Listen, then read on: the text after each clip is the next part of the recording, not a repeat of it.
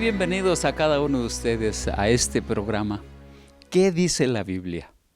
Y el tema de esta hora será, ¿qué dice la Biblia acerca del Dios incomparable? Hay una frase de Sir Arthur Thompson y declaró, la idea de Dios es, y debería de ser, la expresión más alta de la mente humana. Pero como dijo el afamado profesor de la Universidad de Illinois, el Dr. Conway, él dijo lo siguiente, el gran problema de nuestros días no es el comunismo contra el individualismo, ni Europa contra América, ni aún el Oriente contra el Occidente. Es si el hombre puede vivir sin Dios. Muchas personas llegan a declarar, no creo en Dios porque no lo veo. Pero sin duda alguna, hay muchas cosas en las cuales no creo, porque no entiendo a Dios. A la par, que también hay muchas cosas que creemos sin verlas. El tema de esta hora es hablar acerca de la existencia de Dios. Y lo desarrollaremos en base a preguntas y respuestas. Vamos a hacer una pregunta y ustedes en la Biblia o aquí en la pantalla vamos a tratar de ponerla, vamos a tratar de ver estas preguntas y estas respuestas. ¿Qué dice la Biblia? La primera pregunta es, ¿cuántos dioses hay?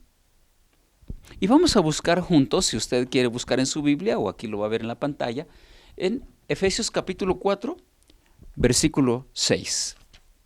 Efesios 4, versículo 6. La palabra de Dios dice así, un Dios y Padre de todos, el cual es sobre todos, y por todos, y en todos. Entonces, la pregunta es, ¿cuántos dioses hay? Y la respuesta es, un Dios y Padre. No hay muchos. La palabra Dios es una palabra hebrea que es Elohim. Y este vocablo es un vocablo que tiene una expresión de pluralidad, porque se refiere al gobierno divino y que está constituido en varias personas distintas. Así que la pregunta siguiente sería, ¿cuál es la naturaleza de Dios? Y vamos a ver lo que dice San Juan capítulo 4, versículo 24. San Juan 4, 24. Y la palabra de Dios dice así, Dios es espíritu, y los que le adoran en espíritu y en verdad es necesario que adoren. Así que la pregunta es otra vez, ¿cuál es la naturaleza de Dios? La respuesta sería, Dios es espíritu. Así que en base a esta respuesta tenemos la pregunta número 3. ¿Cuáles son las 3 personas de la Trinidad? Y vamos a buscar 2 Corintios capítulo 13, versículo 13 y versículo 14, porque creo que en estos 2 versículos está la respuesta dependiendo de la versión. Dice la palabra de Dios así, la gracia de nuestro Señor Jesucristo, el amor de Dios y la comunión del Espíritu Santo sean con todos vosotros. Otra vez, la pregunta es, ¿cuáles son las 3 divinas personas de la Trinidad? En otro momento, en otro lugar también Mateo habla acerca del bautismo, por ejemplo, dice que deben de ser bautizados en el nombre del Padre, del Hijo y del Espíritu Santo. Entonces, ¿cuáles son las 3 personas de la Trinidad? Bueno, son estas, el Padre, el Hijo y el Espíritu Santo. Y en este versículo dice que la gracia del Señor Jesucristo, 1, el amor de Dios, 2, y la comunión del Espíritu Santo. Igualmente, aquí están los 3. Debemos distinguir entre 2 clases de unidad. La simple y la compuesta. La unidad simple se refiere a un solo elemento y la unidad compuesta pues significan varios elementos. Hay dos palabras que creo que no es tan importante que se las aprendan, pero hay dos palabras para comprender esto. Una palabra es yachet, que significa unidad simple. Nunca se usa para referirse a Dios. Siempre hace referencia a una sola persona, a una sola cosa. Pero hay otra palabra hebrea también que es un poco diferente, que se dice echad. La palabra echad significa unidad compuesta o colectiva. Y esta sí se refiere a la unidad de Dios. Por ejemplo, hablando en Génesis 2:24, por ejemplo, ahí hay una expresión de la primera pareja. Y en esa expresión de la primera pareja hace referencia a una sola carne. Entonces, es Adán y Eva, pero dice una sola carne. ¿A qué se refiere? Se refiere a dos y usa esta expresión. Ahora, ¿qué decir, por ejemplo, de Dios? También tienen nombres personales de manera plural. Por ejemplo, dijo, hagamos al hombre. Cuando dice hagamos al hombre, pues está haciendo una referencia a los tres, hagamos. Cuando fue la Torre de Babel, cuando iban a destruir la Torre de Babel, también dice, vayamos y confundamos sus lenguas. Descendamos y confundamos sus lenguas. Hace otra vez una expresión de no solo una persona, sino más de una persona. Entonces, de esa manera encontramos pues en la palabra de Dios muchos verbos y pronombres que se usan de manera plural para referirse a Dios.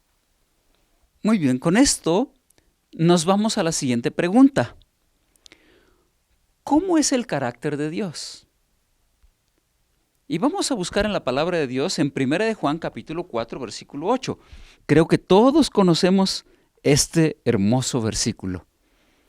La palabra de Dios dice así: el que no ama, no ha conocido a Dios, porque Dios es amor. Otra vez la pregunta: ¿cómo es el carácter de Dios? La respuesta es amor. Si pudiéramos decir cómo es Dios, entonces es amor. Esa sería la respuesta. Esto nos lleva también a la siguiente pregunta. Si Dios es amor, ¿cómo nos considera? ¿Cómo nos ve Dios? Y aquí mismo, en 1 de Juan, capítulo 3, versículo 1 y versículo 2,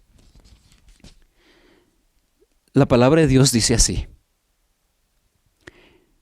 mirad cuál amor nos ha dado el Padre, que seamos llamados hijos de Dios. Por esto el mundo no nos conoce, porque no le conoció a Él. ¿Cómo nos considera Dios? Como un padre, y nos ve como hijos. ¿Alguna vez has sentido esa emoción de sentirte amado por nuestro Dios como nuestro Padre? Este es un sentimiento único y especial, porque cuando sabemos que hay alguien que nos ama y que lo da todo por nosotros, ¿saben qué? También nosotros respondemos a ese amor. Entonces, pensando en este amor, de que Dios es amor, en que nos ve como hijos y Él se siente como un padre para nosotros, vamos a ver la siguiente pregunta. ¿Se preocupa Dios por nuestros problemas? ¿Qué piensan? Antes de leer el versículo, ¿qué piensan ustedes? ¿Se preocupa Dios? ¿Le interesa a Dios nuestra vida, lo que nos pasa, lo que está a nuestro alrededor? Vamos a ver lo que dice el apóstol Pedro en Primera de Pedro, capítulo 5, versículo 7. Primera de Pedro, capítulo 5, versículo 7. La palabra de Dios dice así: echando toda vuestra ansiedad sobre Él, porque Él tiene cuidado de vosotros. Entonces, ¿se preocupa Dios por nuestros problemas? De acuerdo a esta respuesta, ¿qué dice? Dice que sí, que Él tiene cuidado de vosotros. O sea, tiene cuidado de mí, de usted, de todos. ¿Por qué? Porque nos ve como hijos. Después de haber comprendido este estudio bíblico, le quiero proponer lo siguiente. Número 1, respetar el nombre de Dios.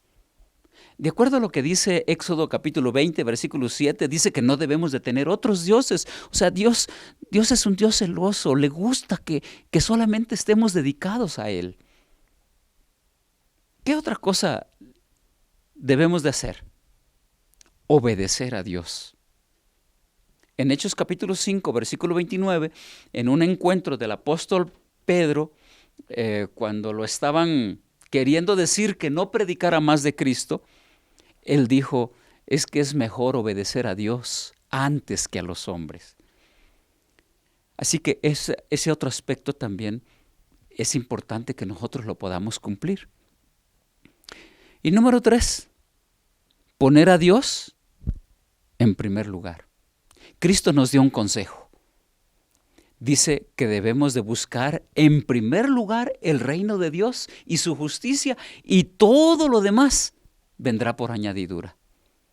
Tenemos que buscar a Dios en primer lugar. ¿Y qué otra cosa finalmente debemos de hacer? Amar a Dios con todo nuestro corazón. Ese es un asunto muy, muy importante. Amar a Dios con todo nuestro corazón, con toda nuestra mente, con toda nuestra alma. En cierta ocasión, el conocido presidente de los Estados Unidos, Abraham Lincoln, estaba muy preocupado por tantos desafíos que enfrentaba. Y un ministro religioso le dijo, no os preocupéis, Señor, Dios está a nuestro lado. Y el presidente contestó, no me preocupa tanto saber si Él está de nuestro lado, como saber con certeza si nosotros estamos al lado de Dios. Recuerde, querido amigo, querida amiga, Dios es uno, en plural. Es una unidad de 3 personas distintas que forman al Dios verdadero. Pero cada uno de ellos es Dios, porque es la plenitud de la divinidad, en igualdad de gloria, en majestad. Estas 3 personas divinas están interesadas en ti, te aman con amor eterno y cooperan juntas en el desarrollo del plan de nuestra salvación, que tiene que ver con nuestra salvación eterna, no solo para que estemos bien en este mundo, sino para que nos salvemos.